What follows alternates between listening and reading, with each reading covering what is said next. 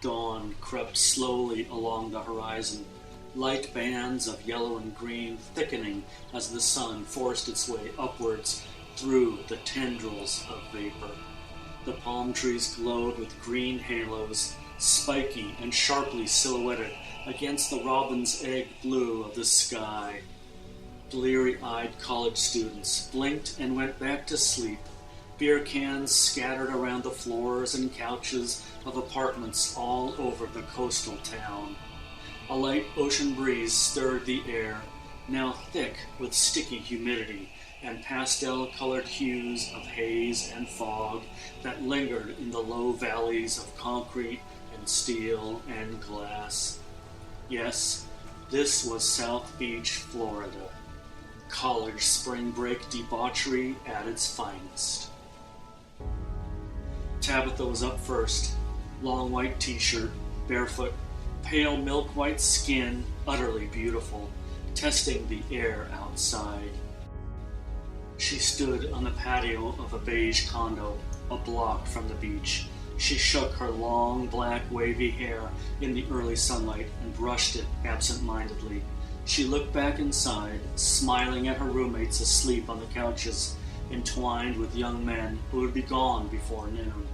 After all, these guys had lives too, what with all the beer to drink and girls to chase on another carefree, fun-filled day in the sun. She picked up a few empty beer bottles and went back inside. It had been quite a party. Clothing and pillows were scattered everywhere. Dirty dishes on the coffee table and kitchen counter. The chips, the pretzels, the guacamole turning brown in a big wooden bowl. And who bought those damn Twinkies? Over in the corner, someone's acoustic guitar leaning against the wall with a bandana tied around the neck. CDs scattered like square musical leaves all over the floor in front of the stereo. A pair of panties tossed onto the chandelier during a drunken game of tequila shots. Not my size, she thought to herself. Hate that color, too. Then there were the wine bottles, beer cans, vodka jugs, all the usual debris left over from a spring break bash. She fervently hoped she would not have to pick up any used condoms. Like, that is so gross. She shuddered inwardly at the thought. She started breakfast, and soon the smell of bacon and eggs was sizzling and drifting through the air, waking the men. They stumbled out one by one, hair disheveled, wearing shorts and robes and sweatpants, sniffing the scent of food. Like wild animals, she thought amusedly. They shoveled her food into their gullets, burped and gulped every drop of juice that she set out in plastic cups, and soon car keys were jingling in their hands as they kissed each girl goodbye and were gone, disappearing into the sun-drenched city of hedonism and raw pleasure that crouched by the edge of the sea. As the Porsches and Ferraris of the city's jaded young elites ventured out to cruise the streets below like metallic sharks in search of morsels to eat, the three girls relaxed in their bikinis on the roof. Hey Tabitha, when are you going to loosen up and get laid like the rest of us? Girl, you are really missing out on life, you know. Well, Sophia, when I damn well find a guy worthy of my charms, that's when, and not a minute sooner. As for you, Danica, wipe that smirk off your face. You kept me awake until 4 a.m. with all your moaning and thrashing around in there. Have you ever heard of biting your pillow when you come? Tabitha was having none of her roommate's lip today. She was tired. It had been a long night of drinking and talking and flirting, and she just wanted to forget about it all. She wondered if maybe she was more mature than her friends, more grown up, past all this partying and screwing and drinking until all hours of the night. Every weekend it was the same thing during spring break. Sometimes she felt like a 50-year-old trapped in a 21-year-old's body. A smoking hot body at that. She got whistles and head snaps and hey baby wherever she went these days. But it got old real fast. She wanted something more, something long-term, monogamous even. An older man. But she dared not admit this to her friends. After all, they were a team, and she was a team player at her core. In fact, she was the leader of this team. A ragtag team, chaotic and unruly and unconventional at times, hormonal even, but they got the job done. As a team, always. A team that hunted vampires. Across town, on a street lined with tall palm trees, Art Deco hotels, and historic buildings, a heated meeting was taking place. It was in a suite at the top of the Breakwater Hotel. Built in 1935, a place where many movie stars had stayed over the years. Its pink stucco outer walls could barely contain the rage and anger flowing from suite number 713. "Fools! Find them and kill them before they kill me!" A devastatingly beautiful woman growled before tossing the man she was holding by the neck onto the floor in a heap. The man scrambled to his feet, bowed deeply towards her from the waist, and backed away quickly. "Yes, mistress, we shall not fail." He joined another man at the door, and they hastily left the suite. The woman poured herself a drink from a cut glass decanter. She leaned her head back and let the liquid pour into her perfect mouth. Her long dark hair trailed down her back, and it seemed to move on its own, as if each strand was a tiny octopus tentacle of night.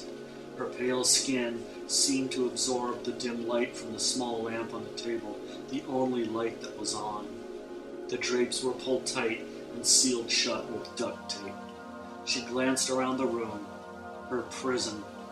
Since she had come through the rift that had opened after the great hurricane a year ago, she had been unable to locate another magnetic portal to return through. The hurricane had been occurring simultaneously in her adjacent dimension, and its elemental fury had forced the normally thick barrier between worlds to the breaking point. She had been sucked through and almost killed in the process. There was no way to duplicate the hurricane's energy and force the rift open again naturally. But there was something she could try. It had been done before, something very unnatural and deadly. But first things first. She could tolerate the solar light on this world even less than in hers, so after her drink was dry, she checked all the drapes again, making sure all were sealed up tight and no light could seep through. She thought of the men on this world, compliant and easily hypnotized. She would need more, though. She would need a small army. She needed protection, eyes and ears working for her. She could sense something out there, a prickling sensation that started at her lower back and slowly worked its way up her spine. The sure sign she was being tracked. The instinct shivered inside her like a living thing, clawing to get out and flap its leather wings up into the sky. But she was no helpless damsel. She was a huntress in her own right. Merciless, vicious, amoral. The only way a hunter could be and survive. At least survive on her world. A scraping sound outside made her jump until she realized it must be a palm frond brushing up against the outer stucco wall. She took off her clothes and lay on the bed, gazing inwards down the long corridor of destiny. It was dim and vague. She could not get a good sighting on anything, which was unusual but not unexpected. Her abilities were altered on this world, changed, slightly muted even. She would have to be extremely careful. She closed her eyes and slept. A black Corvette snaked through traffic on its way to the beach under a bright noonday sun. The two men inside were silent, intent on their mission. They could think of nothing else. Each had 2 small bite marks on their necks, signs of her bloody kiss. She had bitten both men at a party. She had wandered in and blended with all the other beautiful women around the pool, in the study, in the den, in the bedroom eventually. Each man had offered her a different drug, and she had declined both. Instead, she had kissed each, on the mouth passionately, and then the neck even more passionately. Each was hers within minutes of her kisses. Some enzyme transferred from her saliva into the bloodstream, imparting a hypnotic effect that transcended all rational thought and reasoning. After that night, they were hers to command. The man in the passenger seat ran his hands through his blonde hair. He wore a pale pink sport jacket and white slacks, tennis shoes with no socks. He glanced over at his partner, who wore jeans and a t-shirt with an American flag on it. The words, "We will not forget," floated above the flag. Ironic, as he had almost completely forgotten about his life and its complexities before he had been bitten. A junior reporter for the Miami Sun-Herald, he was on the fast track to the top at the biggest newspaper in Florida. It was he who had broken the story of the anomalies that began occurring soon after the great hurricane a year ago. More irony, to be bitten by something that came through one of those anomalies. But he had given himself to her. He would die for her even, and was now her servant. The driver? He had been a waiter in a chic, upscale restaurant serving Asian fusion cuisine, the latest rage among the trendy Miami Beach jet set, bored and rich and hypersexual lot that they were. He was tall and muscular, Irish, good looks, and blue, piercing eyes. His black Corvette had been the scene of many trysts, one on the damn hood even, in the parking lot of a dance club. But that was all a vague memory now. He had a single mission now, a single focus, eliminating the threat to his mistress, the supreme woman he was sworn to protect until death. The primal instinct of it overwhelmed all other needs and thoughts, and the desire to make up for their earlier failure to locate his mistress's assassins was his only concern now. He scanned the environment, sure that they were near. A feeling was guiding him, some odd pressure in his skull that increased when he went in a certain direction. The passenger reached inside his jacket, felt for something, then pulled out a gun. He then reached into the opposite jacket pocket and retrieved the silencer, screwing it onto the end of the barrel. It was a dull gray, dark and cylindrical and ominous in its import. There was no going back once the gun was assembled. It had to be done for her alone in her glory. Worship through death. That's what she had told them. There was no other way. They would find the assassins and eliminate them, and become assassins themselves in an odd way. The breeze blew through the palm trees, waving and blocking the sun as it shafted down on the people and cars, moving slow and easy down the hot concrete ribbons of road. The girls lay in the sun, their skin glistening with tiny droplets of perspiration. Tabitha cracked her eyes open, her sunglasses giving the world a yellowish tint. The breeze had stopped, and the heat was rising. A small radio played Cuban jazz next to Sophia, while Danica lay on her stomach on a chaise lounge, seemingly asleep. The day was so relaxing, so calm, so stress-free. A car moved down the street below, bass thumping deep and steady, vibrating into her feet up through the condo. It felt good. It felt like summer, like an endless parade of pleasure was about to commence and overtake her and make her forget. Forget! Damn! She needed to check the equipment. It was her turn to do it. She got up stiffly, standing and stretching her back, arching it like a cat. She grabbed her towel and headed down the stairway, through the open door and into the kitchen. She was a little hungry, so she opened a box of crackers, munching on a handful. Pulling a metal box out of the closet, she threw it on the counter and flipped the lid open. Then something caught her eye, something outside. She noticed a black Corvette outside, cruising by slowly. The driver seemed to be looking for something. She could see his face, searching, seeking. She watched the car as it drove slowly down the boulevard, turning at the corner. As it disappeared, it reflected a quick glare flash into her eyes from its rear window. She watched the street, waiting for a few seconds. Quiet. Nothing. Inside the case, silver weapons gleamed. She examined each, checking and loading and wiping each in turn. The case closed with a faint click, click, and she turned to the sink to get a drink of water. Up on the roof, the girls both turned over at the same time. The breeze sprang up again, wafting invisible caresses across the tanned, smooth skin of thighs and bellies and breasts and lips, hot and glowing in the afternoon sun. The smell of coconut oil was thick in the air, the scent of young women at the height of their prowess.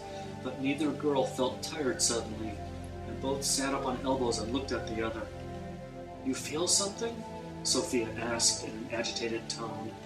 "Yeah, what was it?" Danica replied.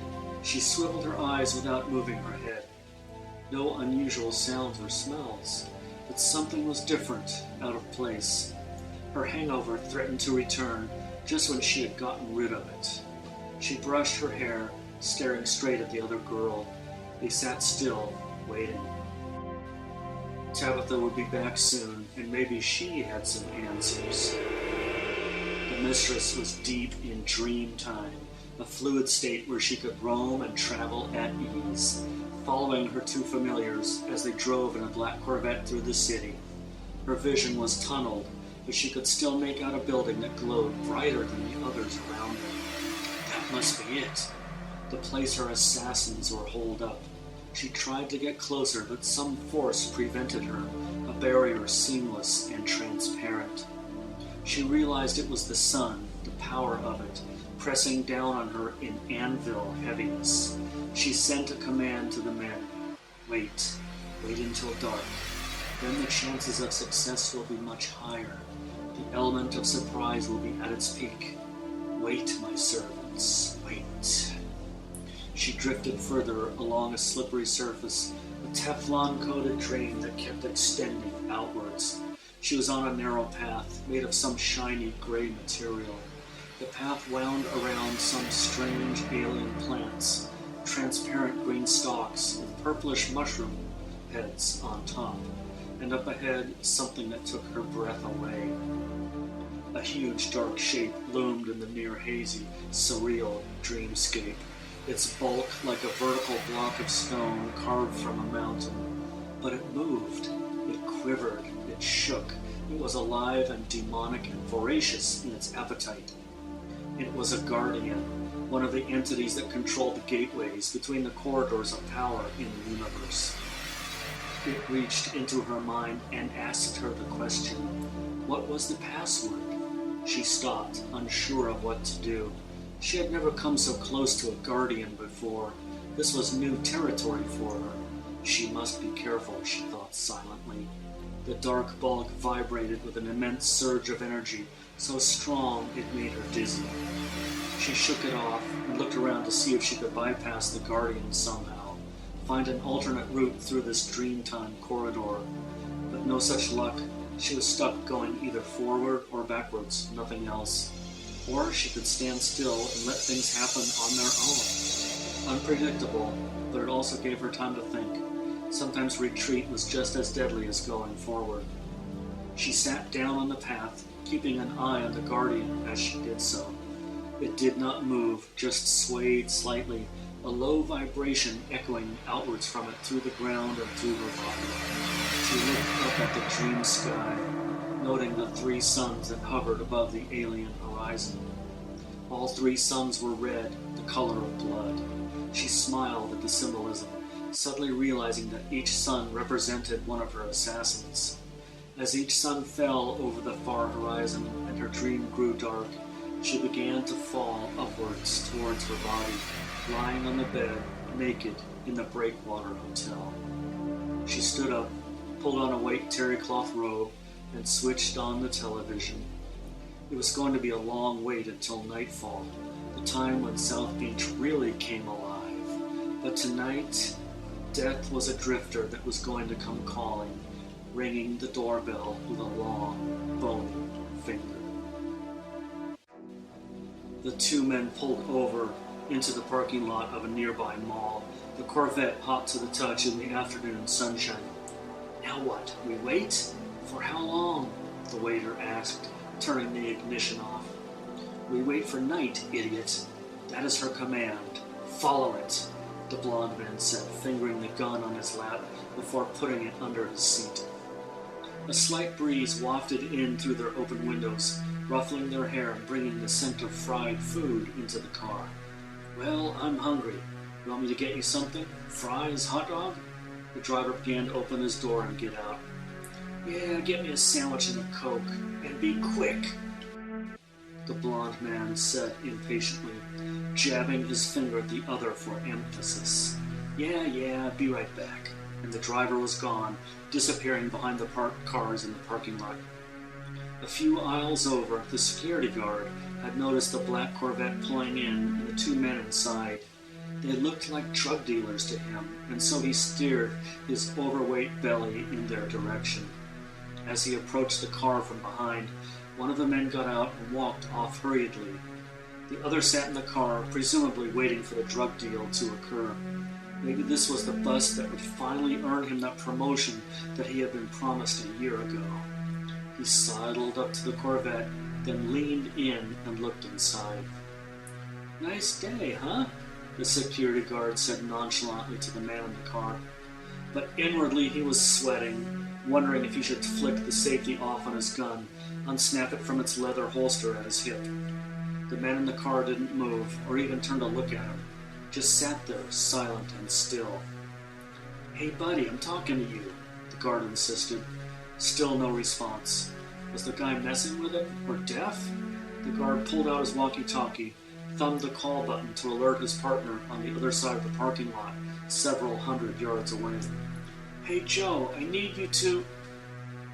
By the time Joe made it across the lot and discovered his partner's uniformed body, he was too late.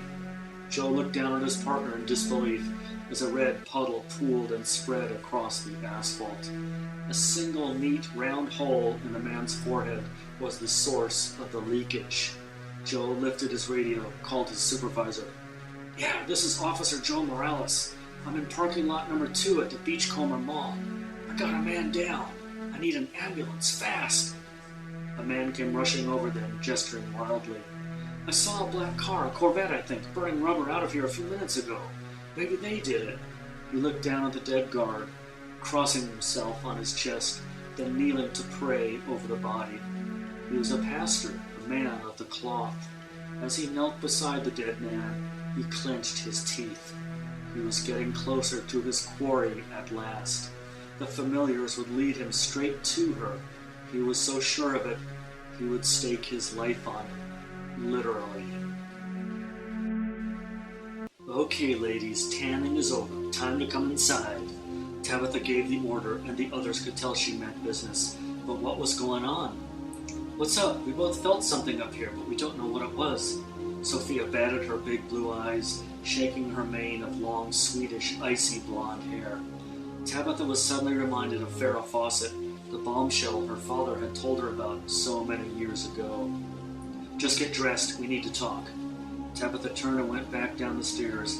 A mass of dark clouds was gathering on the horizon, and she didn't like the looks of the weather, or anything else for that matter. Sophia and Danica followed her. While the girls dressed, Tabitha put the metal case on the coffee table. The sun began to slant through the glass block wall next to the kitchen, sending wobbly white shapes crawling imperceptibly across the floor.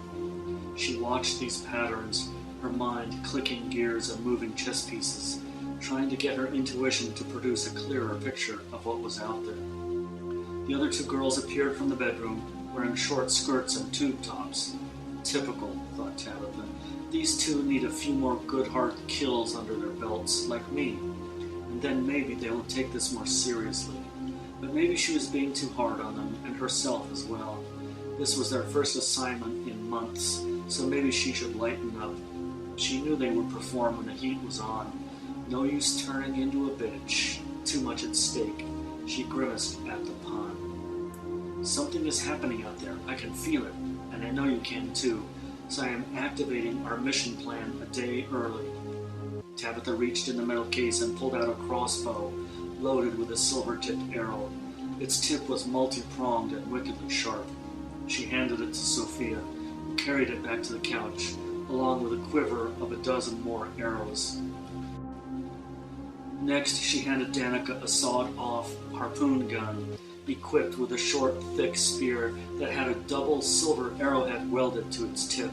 The rubber sling was capable of projecting the harpoon at over 100 feet per second, powerful enough to pin someone against a wall like a skewered insect. Last, she withdrew a Desert Eagle pistol with 2 mags loaded with silver hollow points. They would explode on impact within a body, ricocheting around inside the rib cage and doing massive internal damage before the silver nitrate poison set in. I was thinking of us splitting up, but I have changed my mind. We stick together, and we leave in 15 minutes. You guys better put on some jeans also. This could get ugly, and you need to be able to hide your weapons better in your clothing. Tabitha leaned back against the kitchen counter. Any questions? Yeah, how come I never get the big gun? Sophia asked, her big blue eyes wide and quizzical. Outside, a sudden clap of thunder signaled the approaching storm. The wind whipped through the palm trees, sending the fronds into a shaking whisper that scraped the roof. Because I am the best damn shot, especially when it's the kill shot. You two are the takedown crew, backing me up and providing me cover. I am the one who gets to get in close quarters with the thing we are tracking. Got it? The other girls could not argue with that. She was right as usual. Which is why they were still alive and still followed her as their superior. Her leadership was undeniable. Outside, the storm gathered in intensity, wind driving leaves across the boulevards and streets in a frantic, swirling chaos. Palm trees bent over with the force, and the city began to batten the hatches. As the girls exited the front door, they stood on the porch steps, beautiful yet deadly in their determination. Tonight was the night. Revenge for their murdered families was the only thing that mattered now. Each of their stories was different, but with the same outcome, making them the perfect recruits for hunters. As the streetlights came on in Art Deco pastels of lime green and peach, they walked to the car, weapons hidden in sweaters carried at their sides. The night was about to hold its breath and exhale death. As they pulled away from the curb, they could not have known about the tracking device on the underside of their car, or the bomb attached to a remote detonator magnetically attached to the tailpipe. The mistress threw the curtains aside, letting the full flood of night into the penthouse.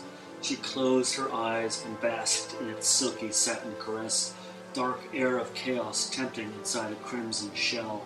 She felt her pulse quicken as the scent of blood wafted up as well, a huge torrent of red liquid in millions of veins across the city. It felt good. This world was primitive compared to hers, but at least it had one good aspect: the availability of fresh blood with no risk, well, almost none. She shook her long, lustrous black mane, its ends scraping her lower back. She loved to revel in the strange psychic emptiness that always preceded a kill. It was a moving meditation, a soothing respite from her seething thought processes. The tingling in her thighs, her belly, her hands, the sure sign her body was ready and knew something was coming. Something was tracking her. She could feel it in her sex. It throbbed and ached and pulled at her mind, but she needed more time. Whatever it was approaching fast, faster than she liked. It would put her on the defensive, a prospect full of danger. She was always the aggressor, had the upper hand. Not this time. She prepared herself for battle. She sat in the center of the floor, cross-legged and head down. Eyes closed, hands on knees, she began the chant.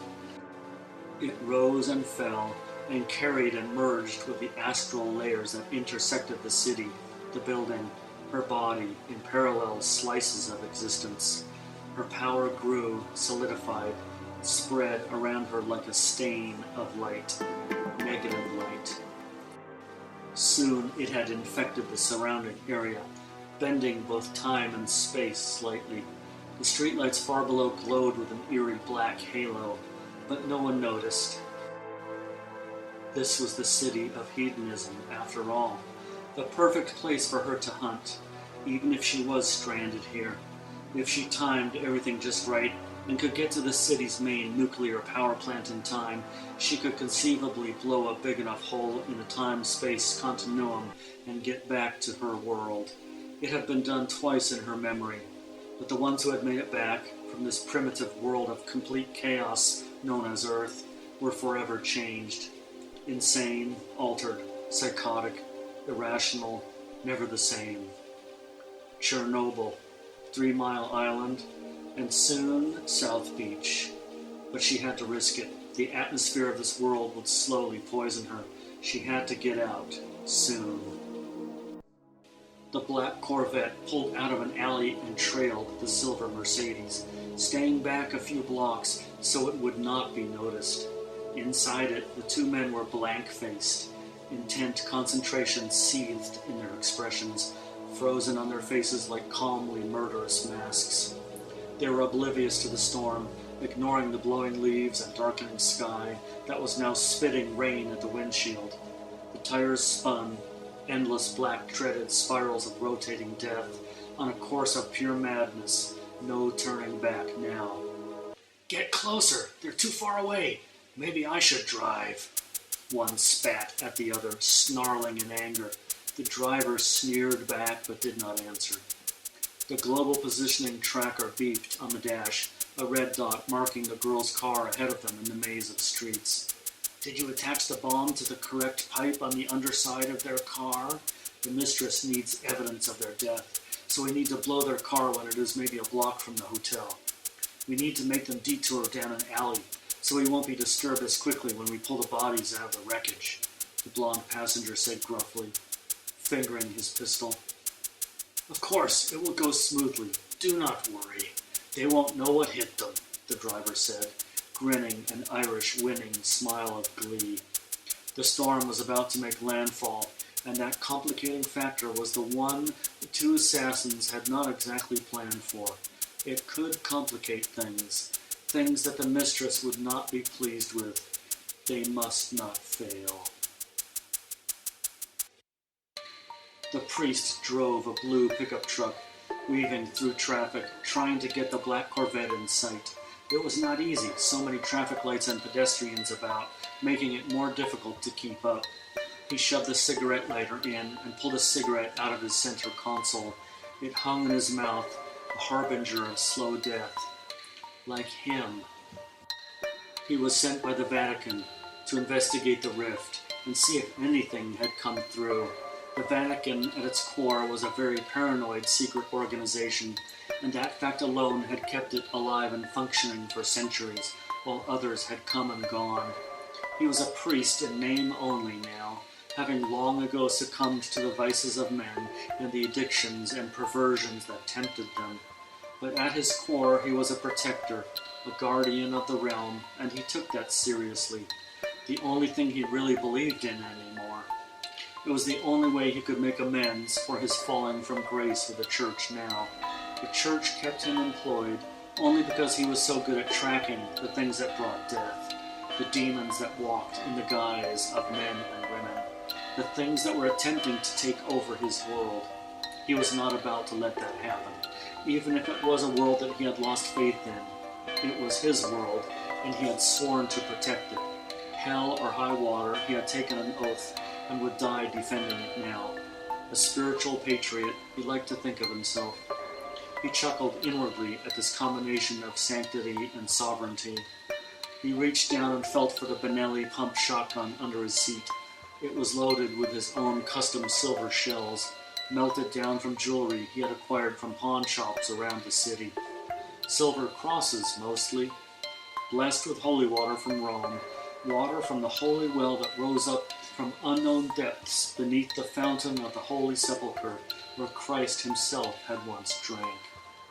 The cigarette lighter popped out, and he lit up, smoke curling from his mouth and out the window in gray wisps of vapor that disappeared into the night, like he would when the job was done. But this job felt different than all the others. This one had danger-scented candles burning at both ends, and he was going to light the match, even if it killed him. Tabitha turned the wheel, her sixth sense of danger activated and vibrating inside her head. She thought the first time the black Corvette took a right turn like her, it was a coincidence. After the third right turn, and it was still behind her, she was forced to make a conclusion, which led to a decision. It's following us, and we need to take evasive action now. Hold on, girls, we have company back there. Black vet, tinted windows. See it? She asked the others. They turned to look and confirmed it. Damn, now what, Tabitha? Lose them? Sophia asked. Her long blonde hair made a cool yellow frame around her perfect face as she shook her tresses in disbelief. I can't believe this is happening. We take countermeasures, that's what we do. Here we go. She swung a hard left onto a smaller side road and gunned it. Sprinting for the labyrinth of smaller streets might be the answer, she thought. But there it was, the black Corvette, tailing them like a shadow. It followed at a close distance now, shadowing them. She could almost make out the faces of the two men through the windshield in her rearview mirror. She swung hard again into a dirty alley, hitting a trash can with the front right fender, tires squealing as they flew past the trash exploding over them, gritting teeth and weapons now drawn. The Corvette swung into the alley, almost hitting a brick wall as it careened around, now obvious and openly chasing them. Tabitha gunned it again, smashing through a couple of wooden crates before crossing a narrow street and entering a second alley, filthier than the first had been, bums scrambling and pigeons frantically attempting to take flight on either side. Sophia and Danica looked at each other and nodded. It was time to unleash a little ballistics, girl style. Each had a semi-automatic in hand, a Glock and a Colt, respectively, and they rolled down their windows and stuck the guns out and began pumping off rounds in the direction of the following Corvette. The vet suddenly slowed and veered behind a large dumpster, trying to avoid their bullets. We lost them, Sophia exclaimed excitedly. Danica shook her head. No way. They are not giving up that easily. We must be pretty close to the target now if they are risking this much exposure. I agree. We need to ditch the car, now. Tabitha was turning the wheel as she spoke, sliding the car sideways out onto the street, past the alley, narrowly missing oncoming traffic, coming to rest next to the curb in front of an abandoned storefront. Let's go, now, she yelled as they scrambled out of the car, each girl heading in a different direction. Tabitha glanced down the alley they had just emerged from and saw the Corvette hurtling towards her, the passenger holding some sort of small black box. Oh shit, she murmured suddenly. Get down! All three girls dove for the pavement, and then the bomb blew under their car. It lifted up 10 feet in the air, pushed up violently by a dirty orange fireball, and sent an instant shockwave outwards, exploding every glass shop window in a one-block radius. The debris rained down over them, carpeting the street with flaming wood and glass shards, as cars swerved to avoid the blast, and the thermal waves swept over them in a fury of searing waves. The car hung for a split second in mid-air, then nosedived and fell straight down, impacting grill first and toppling over on its driver's side, not 3 feet from Tabitha. She rolled sideways to avoid its crushing hot metal edges and jumped to her feet and began barking orders. Danica, cover me! Sophia, take this! And so saying, she tossed the silver briefcase across the sidewalk to her, skittering it along the concrete on a bouncing trajectory that brought it to the other girl's feet.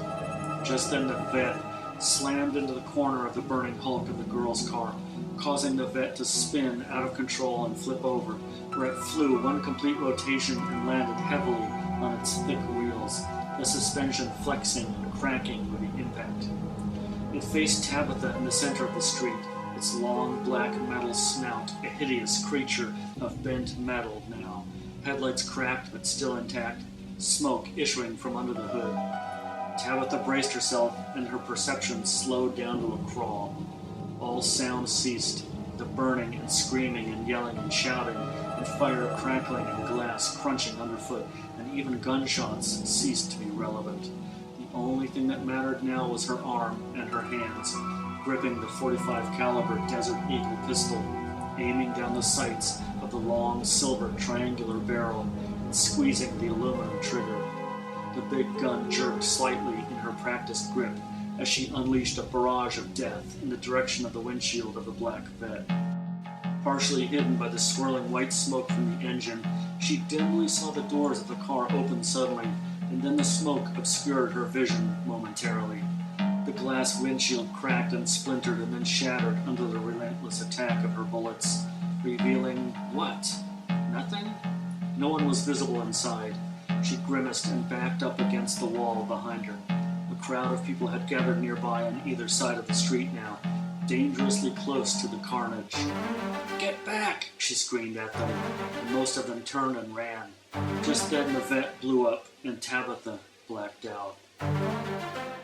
The priest slowed as he saw the black smoke rising over the rooftops. Then he heard the gunshots and he pulled over and grabbed the shotgun. He left the truck running with the keys in the ignition as he sprinted towards the scene from an opposite alley that opened onto a scene he would not soon forget. He saw the three girls, one of them laying on the ground, maybe hit by something. No blood, though, from what he could observe. The bystanders had all fled, fortunately. That would make things a little easier. Wait, what was that? Movement over by a doorway, a half block away. It was them, the two minions of the creature. He followed at a safe distance. This time he would track them to their lair and finish what he had come here to do. He hefted the shotgun onto his shoulder and took off at a light run. Sirens in the distance, it was time to get scarce. He knew the girls could take care of themselves. They had been highly recommended by the Eradication Committee, and he had approved their contract. But he never thought they would be successful. He felt a pang of regret at having used them as bait to flush out the ones he was after. Now it was time to capitalize on their success so far. The hunt was like a sweet, bloody perfume in his nostrils, the heady scent of fear and adrenaline and death wafting by on the wind of pain. He drank it in. He inhaled its essence. The fog of war, the heat of battle, these were the things that he had been lacking for so long. Stuck behind a desk, toiling away in a sub-basement of the Vatican Intelligence Command Post. The years of preparation and clues and missed chances, coming to sudden fruition now. The shotgun was too visible, so he shoved it under his coat and continued running. The rain began to fall, blown at an angle by a wind that kicked up from off the water, a warm wind that brought scents of the urban spices to his nose as he ran, mixed with burning rubber and the nasty smell of spilled gasoline. He kept his gaze on the two figures that ran in a westerly direction, straight back to their mistress. The night was young, but he knew it could be a long one. He licked his lips in anticipation of the redemption and revenge he would exact soon. And it would be quick and painful, and full of fire and holy words, and his own signature justice. Point blank and merciless. The best way, the only way. The mistress sat on the couch, one eye on the weather channel on the flat-screen television hanging on the wall of the penthouse. The weatherman was pointing to a huge green blob on the Doppler radar map directly over the center of Miami. The storm was lashing the city with 30-mile-an-hour winds now, and would only get worse as the night wore on. She closed her eyes and reached out to her minions. They were elusive at first, then she caught their awareness, shifting frantically in the night outside. They were running, high on adrenaline and other primitive chemicals that she had no need for. She inserted her mind into theirs, and with needle-like precision split them apart, so that they took off in different directions. That would confuse her enemy, possibly give her enough time to initiate an escape. She then gave them an order to meet up with her near the docks. Their minds absorbed her command willingly. Holding her ground was an option that was no longer strategic, so she had to improvise now, a prospect she despised, but there was no other choice. The mistress pulled on a long black trench coat and put on her black boots and gloves. An umbrella completed her disguise. Just another wealthy jet-set woman out for an evening of socializing with an elite crowd, she thought to herself wryly. So what if it was a stormy night? This weather was common to this latitude at this time of year. No one would look twice at her as she slipped out tonight. With luck, she could make it to the far side of town, to the industrial zone where the nuclear power plant squatted next to the docks by the sea. She had plans for it, plans that would cause untold catastrophe to many, but would catapult her through the magnetic rift. The added storm was proving to be just the right amount of extra energy needed to force the rift further open. Once she had succeeded in detonating the plutonium core and aligning herself to the unseen forces pouring through from her world into this primitive place, she had no need for remorse or regret. She had no qualms about taking lives to save her own. She was above any laws here, and considered herself a god compared to these savages. Let them all die in her escape. In the hallway, she paused at the elevator doors. They were tall and sleek aluminum panels that reflected her dark beauty, vicious in its alien majesty. A bellboy came up to her and stood at her side, waiting for the elevator. It opened and they entered together. At the ground floor, she exited alone. The doors closed, but not all the way. Something was jamming the sensors, keeping the doors open slightly. A hand, lifeless and clutching at nothing. A tiny drop of blood hung on the index fingertip, a crimson exclamation point to a violent end. At the lobby, she wiped her mouth and looked out into the night through the big glass doors, facing onto the street beyond. Palm trees whipped back and forth as sheets of glittering droplets fell in 45-degree slants, hammering the grass and roads. Well, it had to be done now, no turning back. She went through the doors, into the bitter cold and wet, windy air. A taxi was waiting nearby, and she ran over to it, opening the door and climbing in. The driver glanced at her briefly, making a mental note to ask her if she wanted to get a drink with him later. She looked real good, and he had not been laid in a long time. She felt his lust, and immediately shut it down with a hard, spiky clamp deep inside his cortex. His sudden headache now was the only thing he could think of, and getting this stuck-up cunt to her destination as soon as possible so he could stop and buy some aspirin. Leaning back on the seat, the mistress surveyed the streets as they cruised down the boulevard. The neon lights were pastel shapes flashing by in slow motion, slashed by drops of rain that ran in swift rivulets down the glass. Not too many people out now. The rain had taken care of that, driving the citizens to shelter. She relaxed slightly, letting her guard down. No one could know she was not in the penthouse now. It was a clean escape, no witnesses. Her minions had pulled her enemies off her trail. She would conserve her energy now until she reached the industrial zone and talked her way into the nuclear plant. Her hypnotic tentacles uncoiled inside her mind, in preparation for the minds of the guards she would need to overcome. As they uncoiled, they slid into view of her third and fourth eye, and she watched the slim, transparent, ethereal limbs sway in an invisible breeze that surrounded her energy body. She was so preoccupied with her plan, she never saw the stolen van before it slammed into her taxi on the driver's side, crushing the driver into bloody fragments of bone and skin and leather seat scraps and twisted metal. She was thrown against the opposite window, smashing the glass with an impact and buckling the door frame. The taxi came to a skidding halt, the van a dozen yards away, its front tires blown. A man climbed out, hefting a pump shotgun in his hands, cocking it loudly up and down as he walked towards the shattered taxi. The rain sheeted down on the scene, the wind howling around the intersection in a shrieking wail that drowned out the traffic sounds of the few cars that approached to see what had happened. The mistress fell out onto the street as the door gave way from extreme metal fatigue and burst open. She staggered to her feet, initiating her internal healing sealants as she surveyed the cuts quickly on her skin.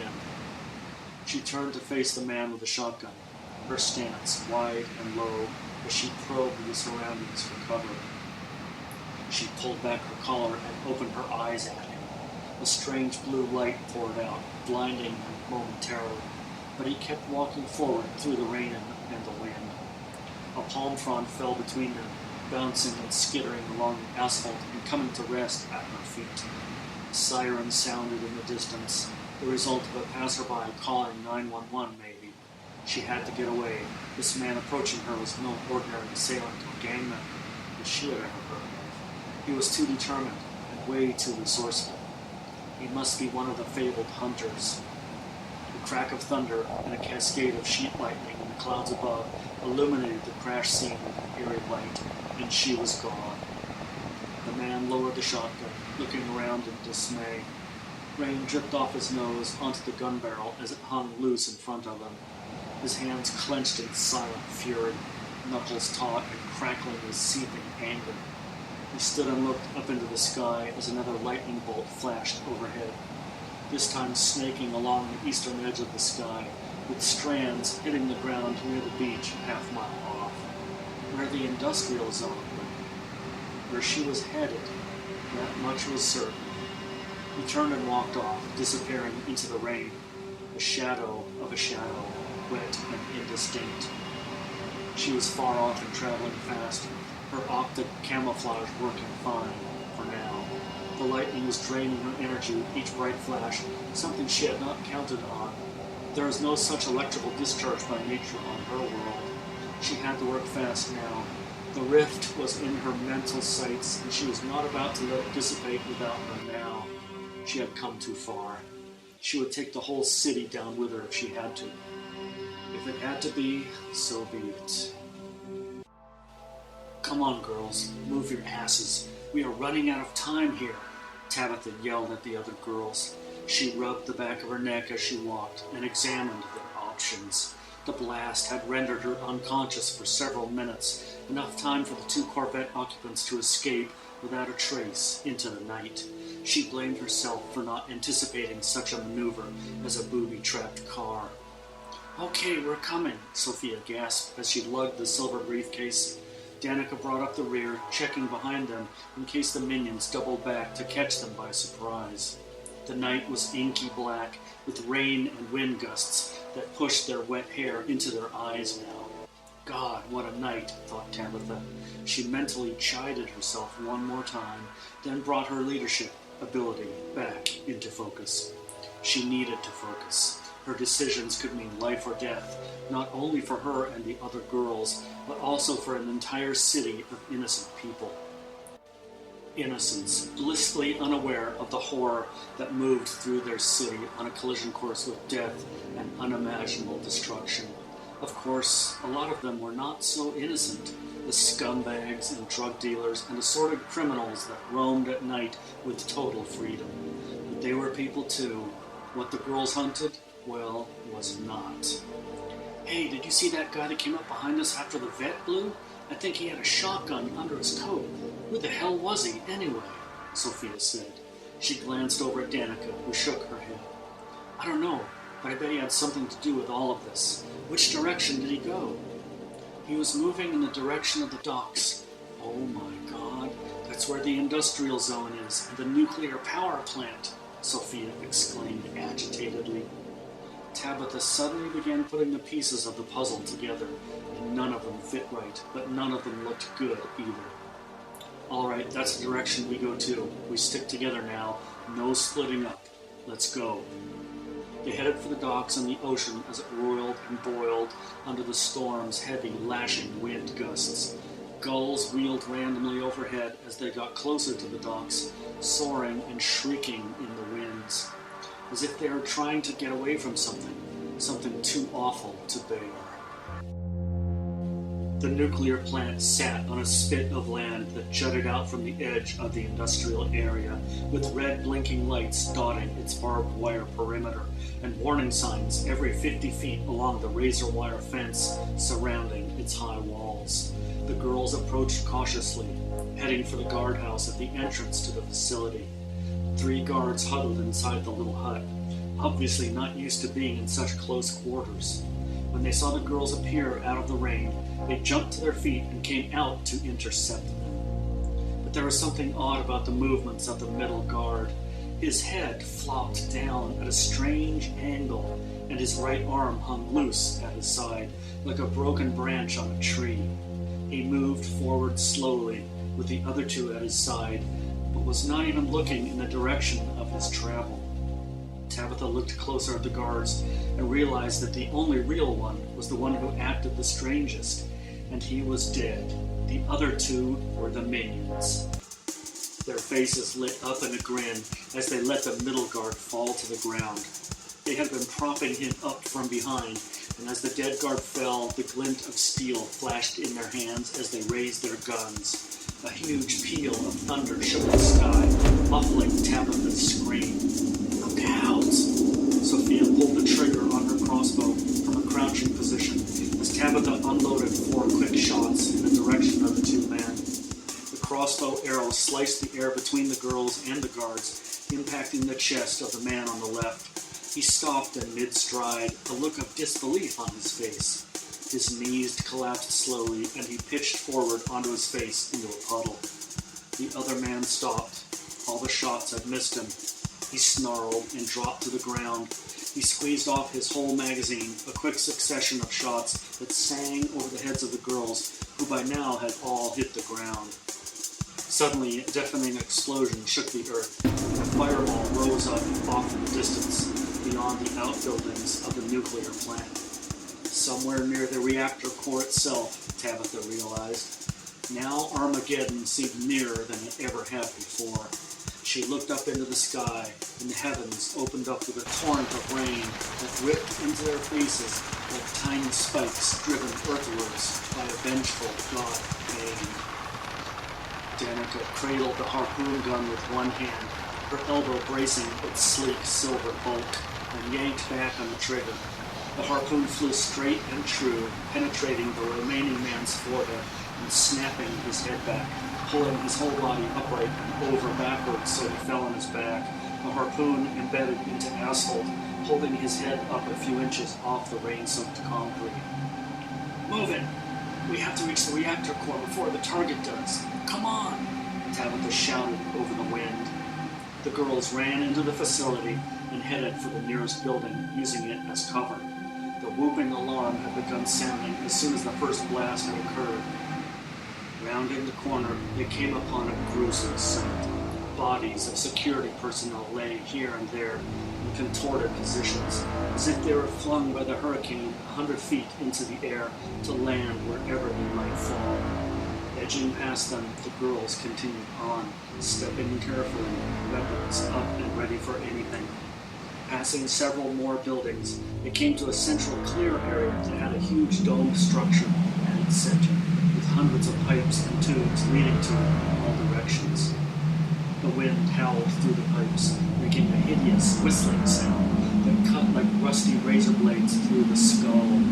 Squinting through the wind and rain, Tabitha thought she could make out a shadow on the dome, slowly clambering up to its peak. "Oh my God," she thought. "This is the end of all of us, the whole city, everyone around for miles. What do we do?" She was at a loss, unsure what action to take.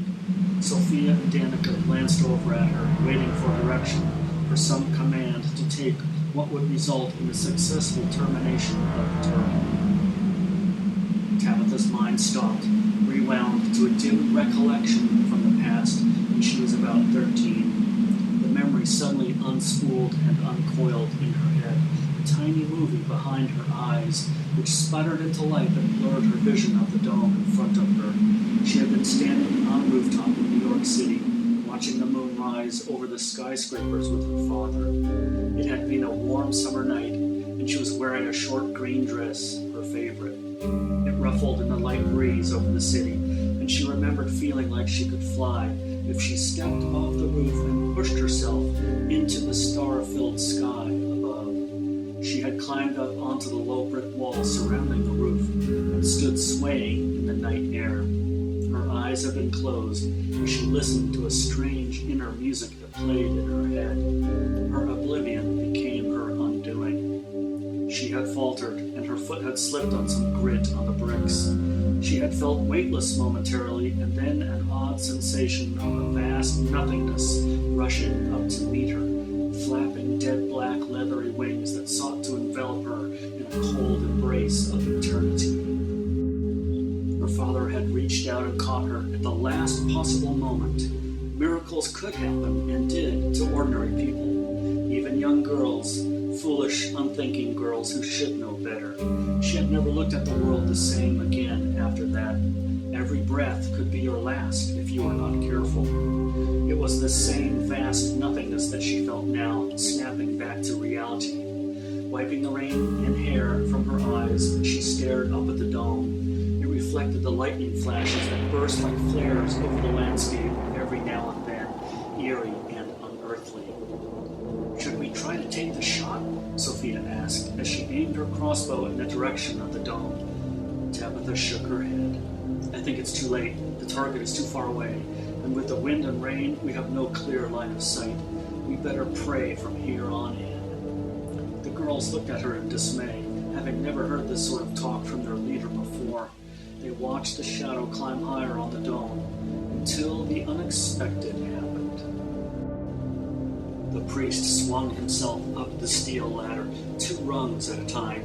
The rough rubber grips on each bar were slick to his touch, but aided his climb. It was a long climb, maybe 60 feet straight up, he estimated, and he had no time to worry about his fear of heights. Not now. At the top, he slung himself over the lip of the metal coping that ran around the catwalk at the top of the dome's maintenance area.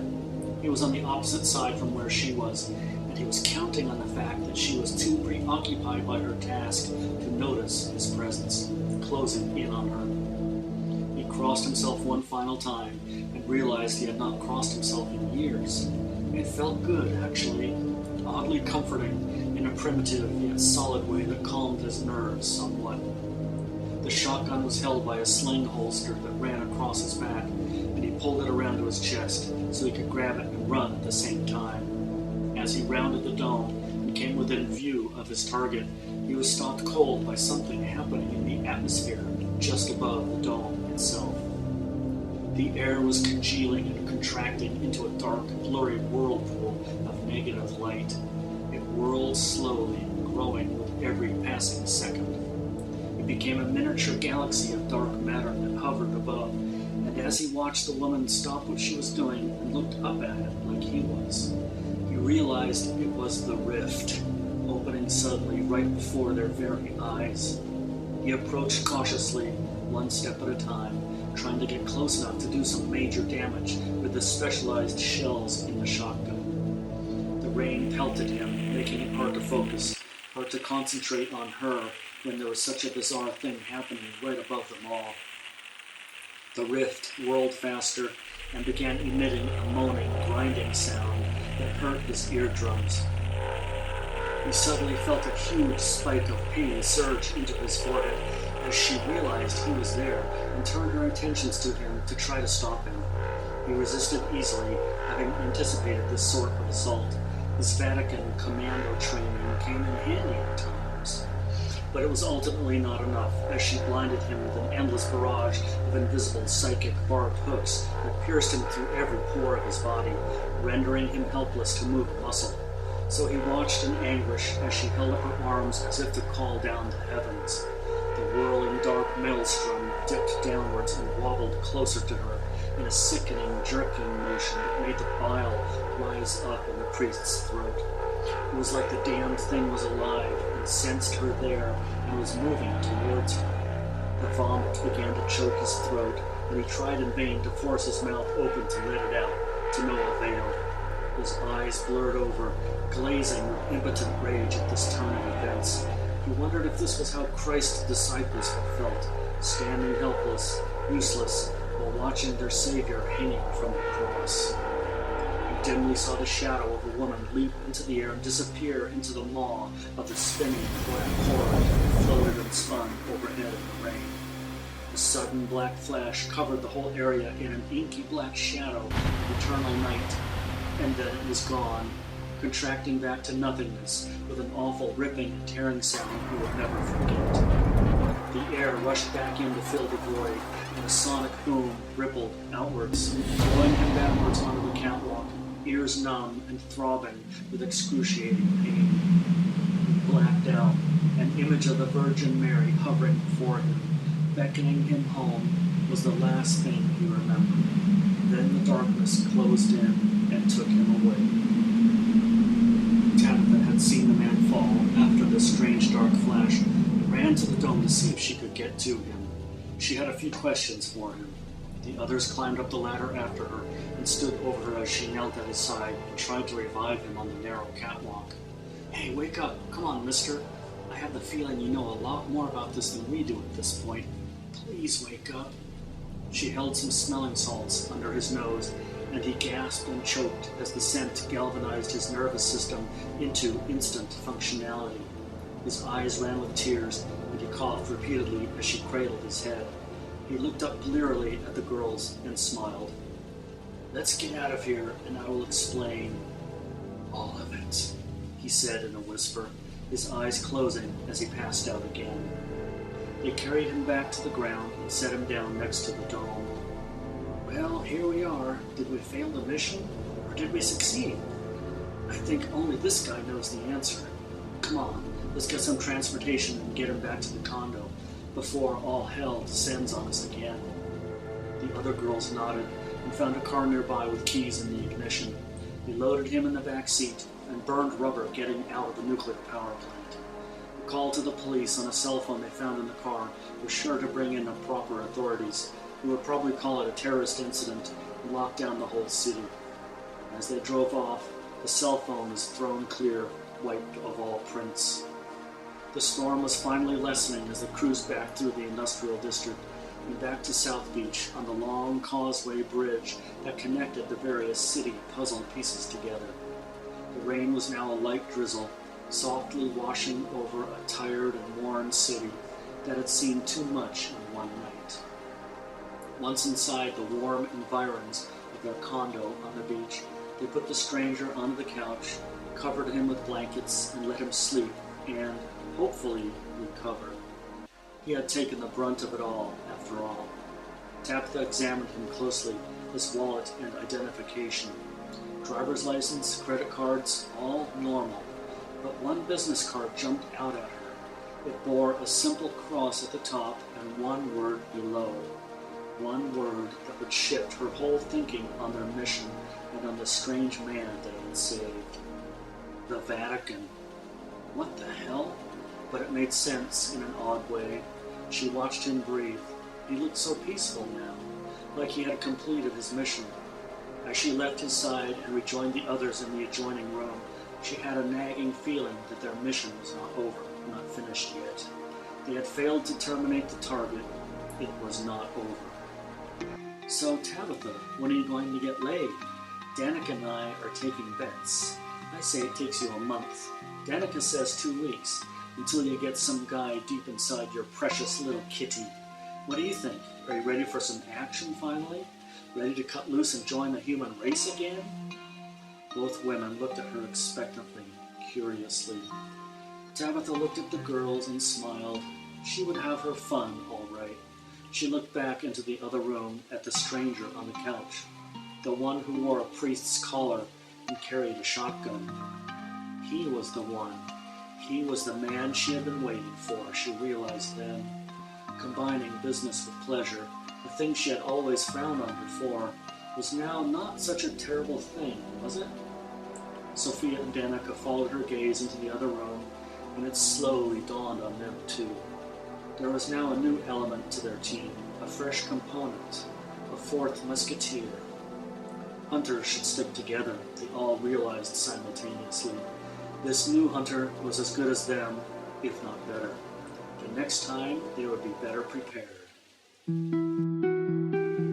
The sun rose over a battered, wet city of palm trees and pastel-hued hotels and condos, and small boats were seen on the water once again. The warm streets dried off slowly in the sun that burst through the morning clouds, and the city began to repair itself anew. The Ferraris and Lamborghinis would soon cruise the boulevards, the housewives and hookers, fishermen and school children and delivery men and shop owners, all going about their daily lives. Everyone's lives would return to some form of normalcy, as they always did. Lives that depended on the abilities and courage and fearlessness of a few, a chosen few, unknown, unseen, anonymous.